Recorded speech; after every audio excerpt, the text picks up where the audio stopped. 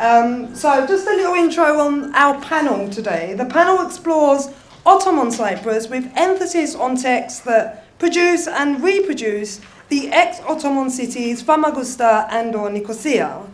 The panel consists of papers by 4 Cypriot scholars from both sides of the divide, who each have a distinct approach to reading and writing Cyprus. This is an interdisciplinary, intergeneric panel that maps Ottoman Cyprus through crossing various disciplines and through responding to the experimentation and traffic between the fictional and non-fictional and the written and performative. This panel enables for us Cypriots to have a scholarly space from which to share and speak to each other about new ways of understanding these cities in Cyprus. In this process, we blur the island's bloody binary legacy by pointing towards a disjointed unity that provides for the actual production of and writes to a differential, diverse Ottoman and post-colonial partitioned Cyprus. Partitioned place and identity has become the dominant legacy of Cyprus. Yet there have always been marginalised groups that disrupt the binary to reveal a complementary way of living and writing Cyprus.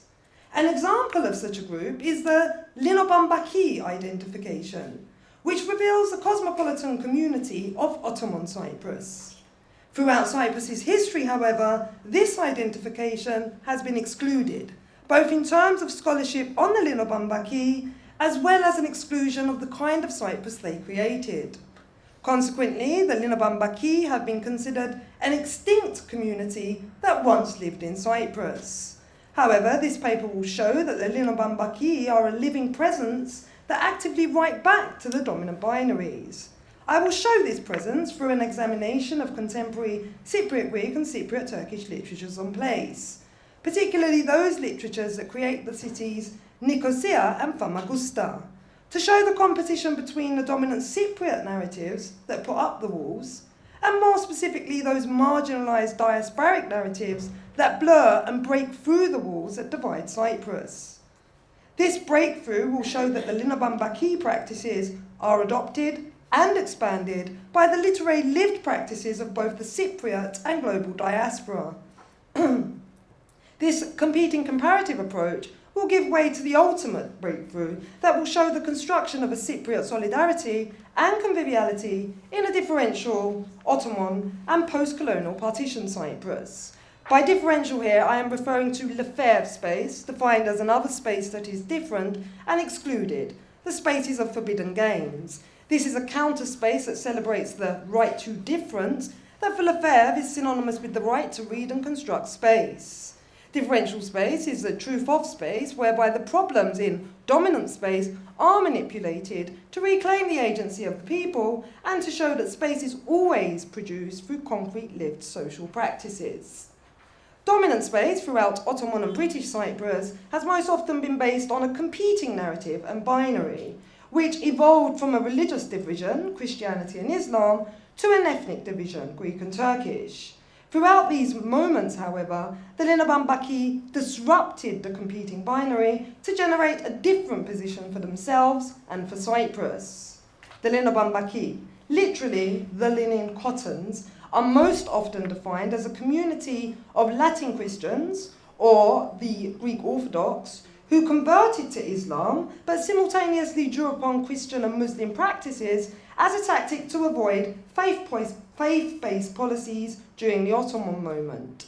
Through this, the Linobambaki mocked the order and control of knowing and naming the island, which discomforted the imperial unit and inhabitants of Cyprus, such that they were named and known through a hybridity shot through with racism that defined them as, and I quote, a strange abnormal community, a Muslim Christian sect, or a chameleon-like sect that were considered, and I quote again, at best as exotic anomalies or crypto-believers, at worst as traitors and crude opportunists whose ethno-religious normalisation was necessary.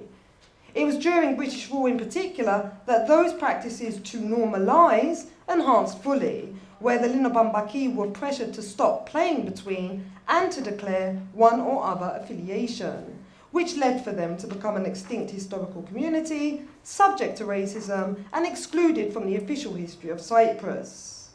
There is, is, however, an alternative narrative on Elena Bambaki, which is shown in Kostas Konstantinos' article Appareil of Identity.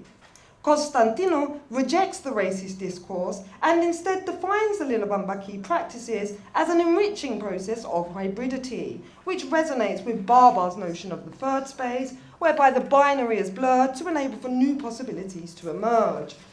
Konstantinos suggests these possibilities by stating that the Elena Bambaki reveal the theological hospitality of a cross-religious and cross-ethnic cosmopolitan community in Ottoman Cyprus. Such positioning enables the Elena Bambaki to emerge as a dynamic force that rewrites the history of ethno-religious fixities and binaries, hence contributing to the production of a different Cyprus.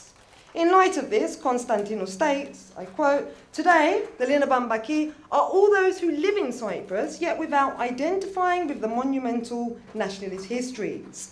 They are those who remain faithful to the secret that their identity exceeds imperial categories and limits, exceeds the conventional representations of political discourse, and corrupts the purity of ethno-national identity. The true Cypriot, the only genuine post-colonial Cypriot, is the Elena Bambaki," end quote. Such passages suggest a post-Elena Bambaki presence in Cyprus, and those characteristics that Constantino attributes to them are supported and figure most explicitly in the literary lived practices of the Cypriot diaspora. These individuals disrupt the dominant binary narratives by exposing that they are limited and escapist because they conceal the truths embedded in Cyprus as a consequence of colonial, post-colonial and partition encounters. In this process of exposure, the Cypriot diaspora are faithful to and reveal the secret and truth that all Cypriots and Cyprus exceed all binary categorization and limitations produced by the official minds, thereby disrupting any possibility of ethno-religious, ethno-national and political binaries and fixities. Consequently, the Cypriot diaspora, like the former Elena Bambaki, are an unofficial marginalised other voice who have been left out of the dominant narratives to hide the truth that post-colonial partition Cyprus is a hybridised, heterogeneous formation that is always in the process of invention. This competition between the dominant binary narratives and the marginalised narrative truths, as well as the comparative possibilities between Elena Bambaki and diaspora, are mirrored fully in the contemporary literatures that frequently address Nicosia and Famagusta. It is suggestive that these two cities are central in the literatures because of their leading role during the Ottoman conquest of Cyprus. The Ottoman Empire conquered Nicosia, the capital of Cyprus, in 1570, yet it took the empire a further year of fighting against forces in Famagusta to conquer the whole island. The dominant binary literatures, particularly those from the 1950s and 1960s, decolonial nationalising moments, are overloaded with narrative practices that actively read and construct Nicosia and Famagusta.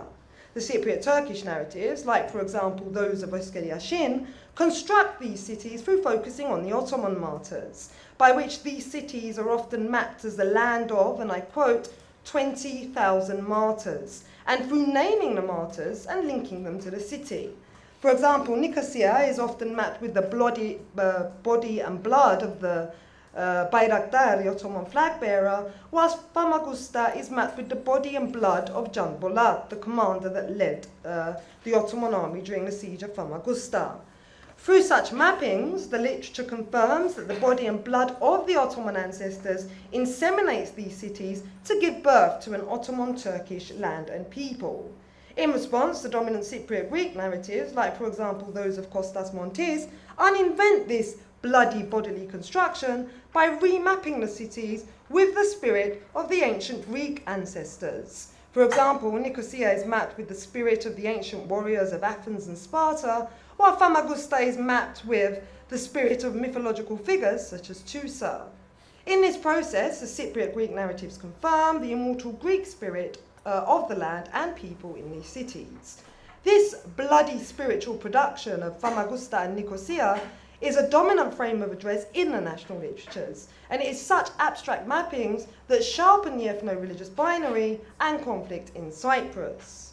The marginalised narratives, particularly the poetry of Ali Radil and Stefanos Stefanides, also engage with these cities. However, they disrupt the dominant constructions through various processes that adopt and expand on the Linobambaki practices. In this process of adoption and expansion, the writers cross and thrive between various divides to reveal a doubling that gives way to a tripling and a multi-layering for the creation of a new body and spirit for Nicosia and Famagusta. The writers adopt the Linobambaki practices of crossing and being stranded between two categories.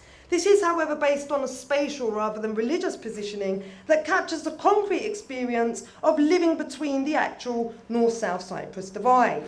Adil shows this play in the film poem Forgotten War. We couldn't get it working, so I'm sorry I won't be able to show you an example, but we may put it up during the break, if that's okay. Yeah, great. And within this, Adil maps Nicosia by relentlessly capturing images of spaces in and around the Ledra Palace crossing between the divide. Similarly, in the poem Marash, Adil maps Famagusta through its fenced-off ghosty space, captured through a play between place names that refers to the space as Marash, used by the Cypriot Turks, and Verosha, used by the Cypriot Greeks. In compulsively mapping the cities through this in-between space, the writers, like the Linobambaki, dangerously shift between the divide without defining either side as the prior essence. The writers elaborate further on this in-between positioning in different ways. For example, they constantly map the cities through a practice of doubling. As shown, Adil maps Famagusta through shifting and playing between Cypriot Turkish, Cypriot Greek place names. They also elaborate on this doubling by having an other ethnic self, who is a literary lived double from across the divide that the writer speaks, writes, and maps through. As example, in the poem Twice Born, Stefanides' double is Gurgench, a poet friend whose body remapped Famagusta. Through this doubling or crossing, the writers blur the binary between the divide to create a city of negotiation and exchange, which again resonates with the Linobambaki practices from Ottoman Cyprus. The writers also expand on this Linobambaki positioning in two different ways. Firstly, they frequently reveal a tripling of space and identification, by which their narratives negotiate and map the cities with traces of Greece and Turkey, as in the dominant narratives, as well as traces of Britain. Secondly, the writers expand upon this through a spatial play that maps the cities with a multiplicity of histories and cultures. In this process, the writers identify, interact, and capture the spatial palimpsest, or spatial history, that is a formative agency for the actual production of Nicosia and Famagusta.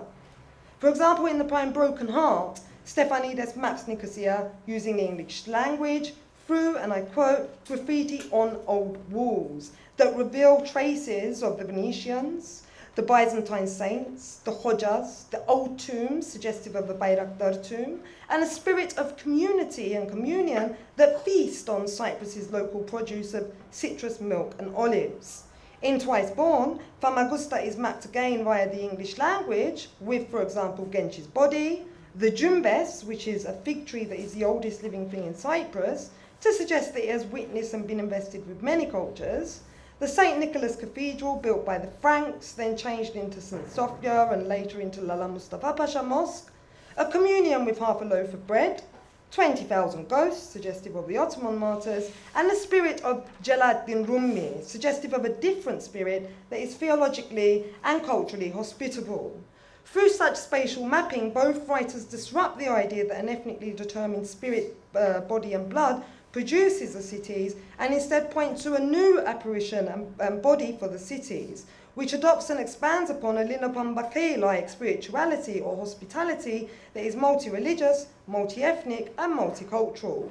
This diversity enables for a new kind of Famagusta and Nicosia to emerge, by which the writers, like the Linobambaki, disrupt all possibilities set out by the dominant minds of a pure homogeneous place. And instead they hybridize themselves in the island, welcoming what is considered and erased by a majority of Cypriots as the forbidden and dangerous other sides. Consequently, the writers willingly submit to an alienating and estranged experience of ambiguously shifting between, which marks them as traitors to the dominant production of Cyprus. Yet they have the pleasure of constructing and claiming a counter space or a differential space for the excluded considered to be playing on the wrong or forbidden side of the divide.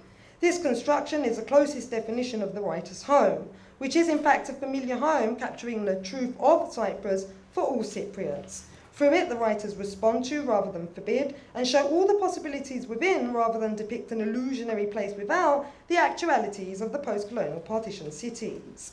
In this process of adopting and expanding the Linabambaki practices, the writers capture the truth of the cities, which enables for the construction of a Cypriot solidarity and conviviality in a differential Cyprus. These practices and the construction can be further and fully understood through turning to the world and localizing processes like Boehm's global diasporic solidarity and Gilroy's conviviality that are associated with global cities like London. Boehm defines global diasporic solidarity as a dimension that reveals the mutual intimacies shared by the diaspora communities in the global city. They have all been uprooted from their homes to enter foreign territory, where they long without belonging, which has resulted in them constructing imaginary fixed, hostile mini-homelands. Boehm states, however, that the diaspora fail to fill these diasporic dimensions, which feed on their narrowly defined fixed homes. Gilroy's conviviality makes a nonsense of closed fixed identity by pointing to the radical openness that hosts processes of identification, cohabitation, and interaction that have made multiculture an ordinary feature of social life in Britain.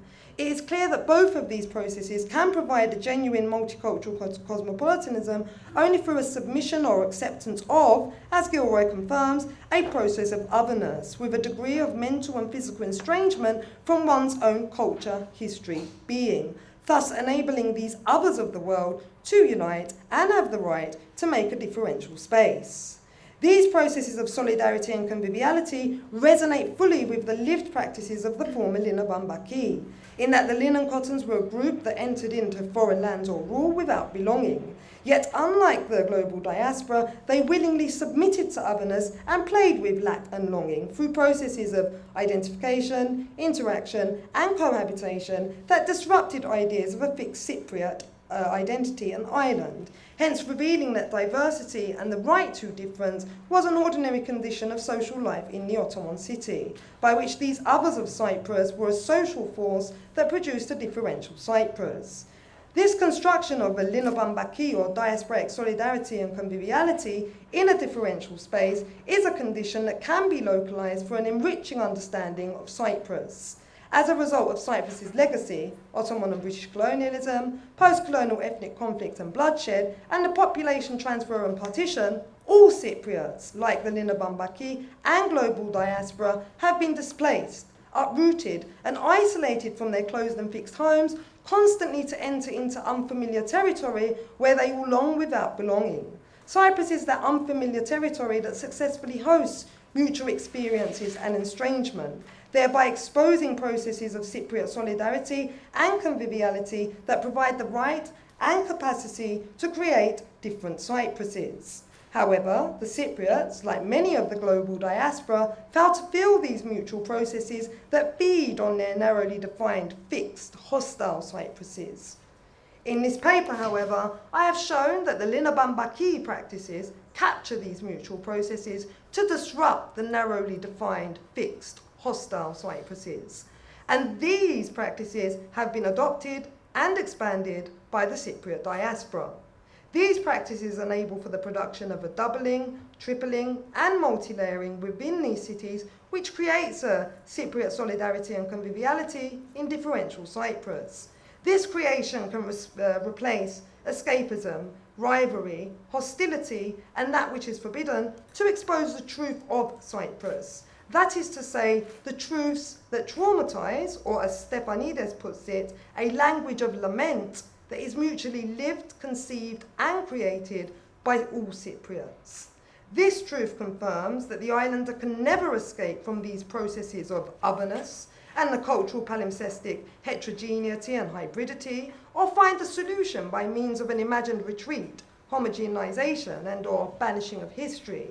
This truth, allows for the production of a Cyprus that is actively lived, felt and created as the best and only possible way to deal with the legacy of colonialism, post-colonialism, partition and the Cyprus problem that is permanent and indefinitely here to stay. Thank you.